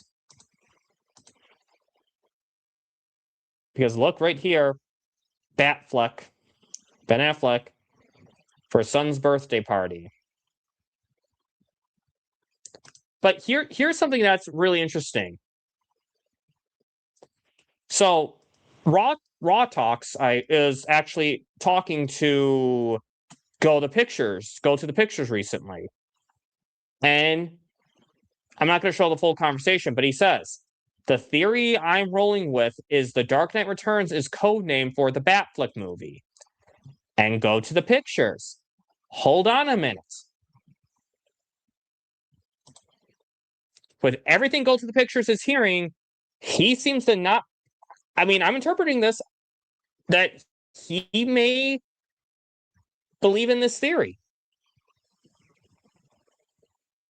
What'd you say?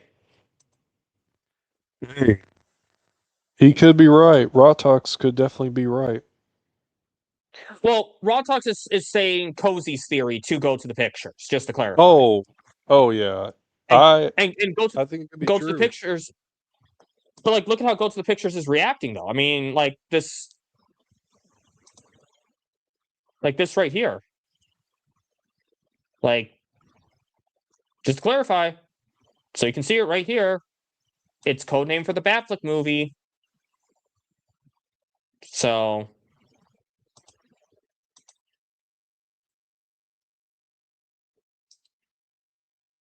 well, God, I hate StreamYard sometimes. I said stop sharing, guys. Okay. Hold on. Let me. Okay. Yeah, that's a good point. So,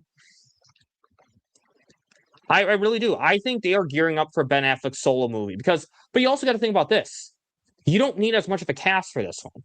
You need Ben Affleck, Joe Manganiello, J.K. Simmons, Jeremy Irons, and I think depending on the story, Jared Leto. Because I think the movie was going to show flashbacks of Robin's death, so you would need Jared Leto for that too. Or if it's a younger Joker, because I know Sin Havoc was saying at one point that we were going to get like another actor to play Batman for the flashbacks. If that's the case, then I think it's only fair that another actor plays the Joker too for that young Joker. But that's the only reason I can see Jared Leto not being in this movie. But exactly, Sin Havoc, you got to throw everyone off because you don't want this announced right now, especially because we don't know what's going to happen with WarnerMount, right? Because I mean,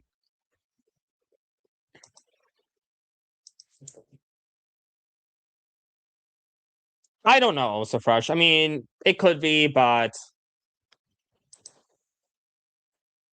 I think it's very possible too. But I do think it is the Batfleck movie. I think it makes the most sense because it's the one project that's needed before ZSJL 2 and 3 for sure. You don't need as much of the cast. Ben Affleck's, would die, but like his character, his Batman would die in ZSJL 3. So you want that Batfleck movie first. But it's also a good low budget project to help get people back into the Snyderverse. I feel like too. You want to I think you kind of need to start with something a little bit smaller to get ZSJL 2 and before ZSJL 2 and 3. And I think the Batfleck movie is perfect for that. It's Batman sells. And honestly, with the way Matt Reeves' script keeps getting delayed, I could totally see us getting the Batfleck movie before the Batman Part 2. So I don't know. Anything else you want to say to this project? Hashtag Snyderverse sells. Hashtag Snyderverse sell it. Little nod to the shirt that Zack Snyder signed.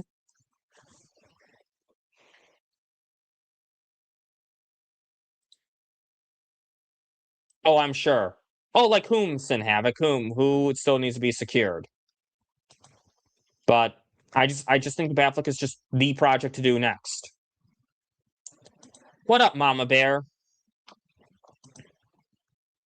We need to see that. We need to see that payoff and see how Joe Manganiello, because obviously Batman and Deathstroke will make up or have some sort of truce if they're working together in the Nightmare timeline. So it'll be interesting. It will be interesting. But now, I know people wanted me to talk about this. You know, we are past the mark that I normally like to stop the stream at, but because so many people want me to talk about this, and I kind of want to talk about this too. Rob Bonta versus David Ellison. So, we're going to start with, I'm going to read 3 different articles, guys, okay? So, we'll just bear with me before we go through this. So I'm going to go through 3 different articles. So, Bonta cancels Paramount settlement meeting. California AG accuses Ellison of playing games in Warner Brothers Discovery merger talks. There will be no settlement talks meeting Monday between Paramount and a coalition of state attorney generals after all. My office was scheduled to meet with Paramount on Monday, August 24th.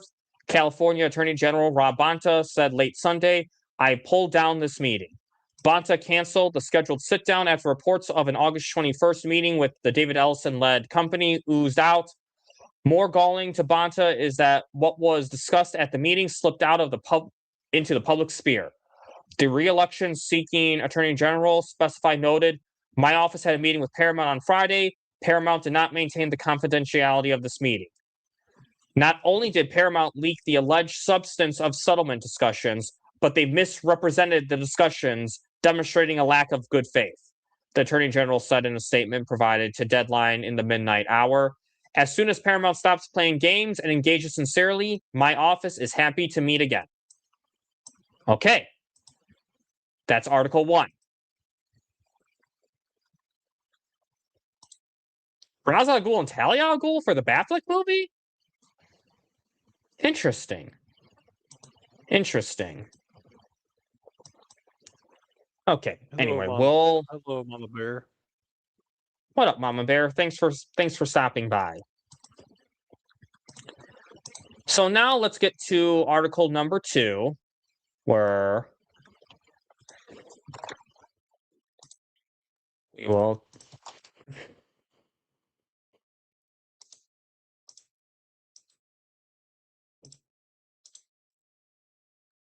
Okay, so Paramount denies leaking details of talks with California Attorney General's office. Company hopeful and ready to continue good faith discussions. So, David Ellison's Paramount is publicly denying that it leaked details of the upcoming talks with Rob Bonta's office on its Warner Brothers Discovery deal after the California Attorney General canceled a scheduled Monday meeting, accusing the company of playing games. We share Attorney General Bonta's concerns about the public discussions and misreporting that has surrounded this deal, read a statement from a Paramount spokesperson. As we have assured the Attorney General's office, Paramount has not been the source of the leaks of any of our confidential discussions with the Attorney General's office. We remain hopeful and stand ready to continue good faith discussions to resolve the Attorney General's suit and move forward with our plans for increased competition and increased output to the benefit of the talent and entertainment workers. Okay, that's what he is saying. Now, there is one more article I want to read because I think this is what people have been sending me.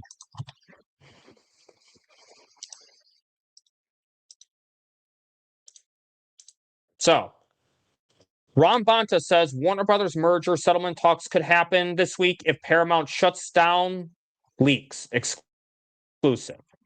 So, California Attorney General Rob Bonta is open to continuing, or my God, I can't talk right now. Is open to coming to the negotiating table as early as this week, but only if Paramount Skydance agrees to stop leaking and stop misrepresenting through their leaks to the press. He said in an exclusive interview with the Wrap on Monday. Bonta spoke to the Wrap's Lucas Manfredi and Sharon Waxman after abruptly canceling his scheduled mediation session with Paramount. When asked if talks could restart this week, he said, "It's up to them." He went on, "They've got to figure out where the leaks are and shut them down. And once they figure that out, we'll be happy to talk with them. I don't know how long it will take them to figure it out and fix this, but when they do, we're ready." So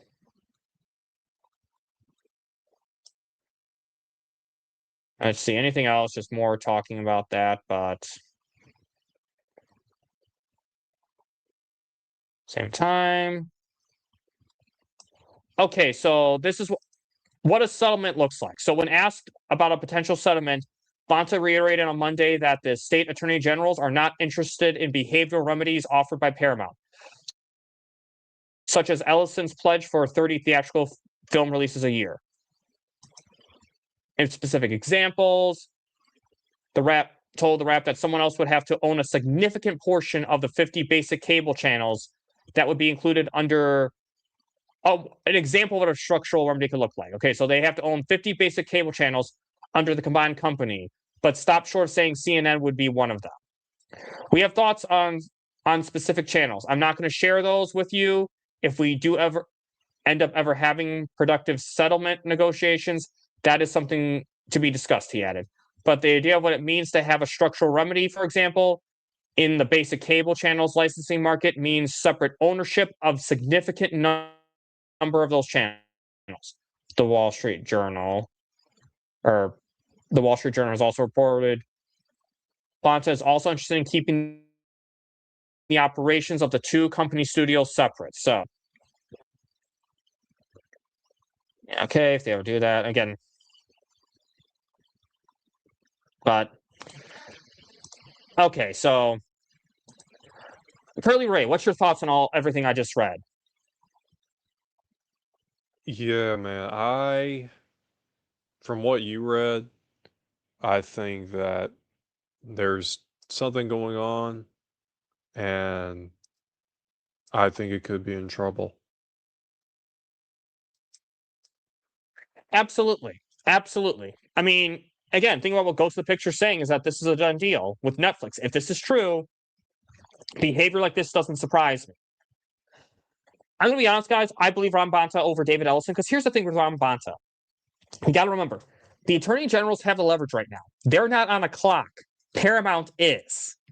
So I don't know what benefit he would have to lie. Like, I mean, maybe to avoid some political pressure. So, okay, maybe it's possible that he's lying, but I'm not going to lie. I do think David Ellison's playing games because he has not done anything in good faith. Like, he missed the hearing. And again, I understand the reasoning for it, but he still should have had to have it rescheduled. This is me being nice, saying that the death in the family happened. If this is true, it still needed to be rescheduled. That has not happened. He has only offered behavioral remedies. Okay. I don't give a shit about behavioral remedies. You can use loopholes for those. You can just follow them for the first 3 years and then say, forget it afterwards. I agree, structural remedies. And be quite frank, I don't want to see Paramount and Warner Brothers Pictures just ran independently. I want to see them under different ownership. I guess, Curly Ray, what's your thoughts? Yeah, I would say, it's Warner Brothers being in ownership of Netflix. So the thing about Netflix is that like they're not merging with Warner Brothers. They're just buying Warner Brothers and they're using it for the theatrical arm. Paramount merging with Warner Brothers is like when Disney bought Fox. Yes. Exactly. That's exactly what it is. And that was not good. I mean, we barely get any Fox movies anymore. I mean, the Marvel movies that were owned by Fox are done by Marvel Studios. Fox has nothing to do with those movies anymore. Or, I'm sorry, 20th Century Studios, because they took Fox out of the branding name for the Disney stuff. But 20th Century Studios has nothing to do with the Marvel movies. They have nothing to do with the Star Wars movies, which did have distribution rights to Star Wars. They did not have that. So that's less movies that we're getting from 20th Century Studios. We have 5 now. And I do not trust that they'll run independently. Maybe they'll run independently for a year, maybe 2, maybe 3 if we're really lucky. But I need to see behavioral remedies. Like, here's what I think needs to happen. I think they need to license off Warner Brothers Pictures, the studio with everything that includes DC Studios, New Line Cinema. Sell that off. They need to sell that off. We'll say, I'll do one better. They need to sell off the Warner Brothers streaming and studios assets, the assets that were going to be owned by Warner Brothers, or the assets that Netflix was going to get in the first place. They need to do. And again, I'm not talking about what I think David Ellison will do, because he has an ego. The guy has an ego. Okay, I'm not denying that, but what's your thoughts on a structural remedy that would actually be valid? Well, are you talking about with David Ellison? Yes, if David Ellison is actually going to get Warner Brothers, what's a structural remedy where you would be like, oh, okay, I don't love this still, but I could understand this passing, or this feels like a fair deal? Yeah, I remember hearing Sky was discussing this. I feel like there's definitely going to have to be, they're going to have to go through ways to make out this deal, sell certain things off. And if they do sell certain things off, my theory is that they're going to sell them to Netflix. Oh, absolutely. I think if anything gets sold off, Netflix is going to get it. Because Netflix wants Warner Brothers. They just have a price tag that they were willing to pay for it. But my honest opinion, here, let me take this banner down. What David Ellison needs to do, these Warner Brothers streaming and studios assets, sell those off. Sell those off to Netflix. Let Netflix keep it. The only thing I would say with HBO Max, you can keep HBO Max. And what I mean by that, you don't get the HBO Max brand name, you don't get the content, but you get the interface, because Paramount Plus needs a new interface and Netflix doesn't. So, and again, I know you want everything, David Ellison. I am well aware you want everything. But if you want to not pay those ticking fees, a deal's going to have to be made soon. Okay? You are not in the negotiating power, okay? Rob Bonta v. David Ellison. Rob Bonta has all the cards right now, okay? These leaking information is not working. You got to do an actual settlement. And to me, Warner Brothers Streaming and Studios, sell those off. Let Netflix keep those. You can get Discovery Global Partners. And again, this image was before they renamed it to Discovery Global Partners. I know it's not what you wanted. Okay? I'm well aware it's not what you wanted. But I'll say this. One reason why I think he may resolve with going for that, and I know the rest of the syndicate disagrees with me. But one reason I'm saying they will go for that, I think Dave Ellison will go for that, 2 reasons, actually. Ego. He wants to be able to say he got something out of this. And then 2, to get out of paying the $7 billion breakup fee.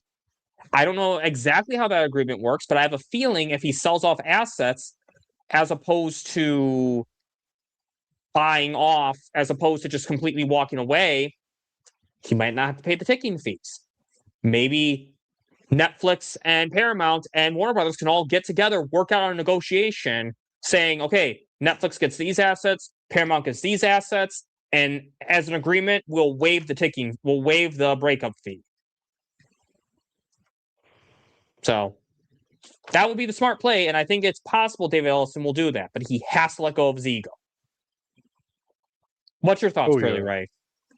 Yeah, I kind of like what you're saying. I don't know about the whole thing with him wanting to sell the studio. I'm still kind of up in the air. I'm kind of between what you and the Syndicate Network were thinking. I'm kind of between of that, in my opinion. Well, let me clarify. I don't think David Ellison wants to sell the studio. Okay, he doesn't want to sell anything. I'm saying what he will settle with to avoid paying the ticking fees and potentially avoid paying the breakup fees. That's what I'm talking about. I'm talking about what he's going to do given like the best scenario with the situation he's currently in, not what he necessarily wants to do. Oh, okay, yeah. I mean, hey, yeah, he's just gotta get out of his ego, man. Well, that's the thing. He's getting in his own way because I even said, even before Paramount got Warner Brothers, I was saying they can't afford Warner Brothers. They're going to put themselves in massive debt, have the company owned by all these foreign entities that, like, you're going to put yourself in debt just to say you got Warner Brothers.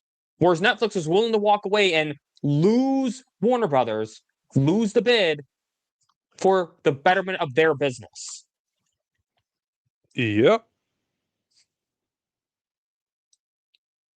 Okay, I'm going to address this because this really bothers me. Why should the states have to pay the fees that David Ellison set? Okay, David Ellison, you're the one who put that ticking fee on there, okay? No one asked you to do that. You did that. The attorney generals should not have to pay a ticking fee for doing their job, to be able to do their job. That is ridiculous. That is ludicrous. Here's something. Let's say McDonald's wants to merge with Burger King. They want to, McDonald's being the alpha of this merger. Let's just say that happens. And what McDonald's is going to do, because obviously that's monopoly, right? The state attorney generals, everyone's going to sue. But what McDonald's is going to do, they're going to put a ticking fee on there for $2 billion a day after 6 months. And they're going to do that so that way they can stick it to the attorney generals so that they don't sue. Because now the attorney generals will not sue because they don't want to pay the ticking fees. They can't afford to pay the ticking fees because McDonald's put an obscene amount of money on there. So that way the merger can pass, not because it's supposed to pass, but because the state attorney generals aren't able to sue because they can't afford to sue. Like, it's a very bad precedent to let this pass. Like, does my analogy make sense to you? Yeah. I just wanted to say this too, man, because like I saw something about that on Twitter recently. Like how in the world are you gonna go out there and ask, the 12 states to literally pay your ticking fees? Like that's crazy. That's like saying, "Oh, I ran out of PlayStation Plus. I gotta go beg someone to give me PlayStation Plus again so I could play online again." You get what I'm saying? Yeah, it's like, no, you made your bed, you lie in it. It's that simple. The fact that people think that the state should pay the attorney general fee is just ludicrous to me. But, and again, it's like he's playing all these games, having the attorney generals pay the ticking fees, ditching the hearings. David Ellison's not looking good in this, guys. Okay, he's not. I'm sorry if people don't like Rob Bonta because he's doing his job, but he's doing his job, whether you like it or not. So, I mean, again, guys, I don't have that much to say about it. It's not like this is like David Ellison did something else stupid today. I'm honestly not shocked. Like, I am like zero shocked. Oh yeah, I wouldn't be surprised. David Ellison also owes me a trip to Universal, by the way. I'm not letting that go. You made this happen the week of my trip to Universal. You owe me another one. So add that to your list of debts, David Ellison. You owe me another trip to Universal, Orlando. And I'm also saying that as a joke, guys. Okay, don't take that seriously. But I don't know. I mean, honestly, guys, I am not surprised at all. I mean, I know people are like really like, oh my God, what does this mean? This is just David Ellison doing something stupid as shit, like he always does. So, anything else you want to say to that, Curly Ray? Man, I'm just gonna say this, man. Like, Paramount don't got it. That they do not. That they do not. And final thoughts, though. I think the signs for Zack Snyder returning look good. I can't say this is a definite, but I would say if what Go to the Pictures is saying is true, Zack Snyder working with Netflix and Warner Brothers, and this Paramount merger not looking good. I'd say that, things are looking good for Zack Snyder returning. Curly Ray, what are your final thoughts on this whole matter, and what do you have coming up? Man, the signs are there, in my opinion. Like, I just don't think the Paramount deal is going to go through. The fact that they're going out and, like, begging the 12 states to pay for the ticking fees is crazy. And it's going to come a point to where there's going to be more and more debt. And I just believe Netflix I believe they got this. And I do believe we're probably going to be, we just need to continue to wait. But I think more is, I think Netflix maybe is getting closer and closer to getting this thing. And I also wanted to point that out too, because that's crazy how that whole movie got leaked. And they canceled Ras Rowan, which, hey, maybe Netflix could pick that up too. Oh, and yeah. Now for my channel, I do have another Rebel Moon Bloodline video come out tomorrow. It's going to be another mission video.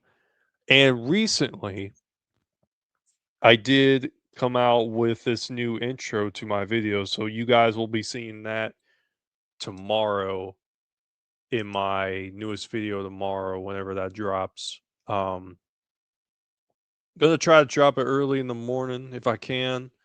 If not, it'll be later on that day. But yeah, got that coming up, and sell ZSHL to Netflix and sell Snyderverse to Netflix. Absolutely. Absolutely. As for me, again, if something else happens with WarnerMount, I'm going to cover it. And then if you get more news on Snyder, more rumors on Snyder, I will continue to cover those as well. But also, my King's Island review, I'm working on it. It's being worked on right now. It's a lot of editing. It's a lot of work to do. And I have a day job. This is not my full-time job. So unfortunately, it's not always easy to get that done. So I'm going to try to get it out next week, though. I'm going to hopefully get my King's Island review out next week because I want people to see it.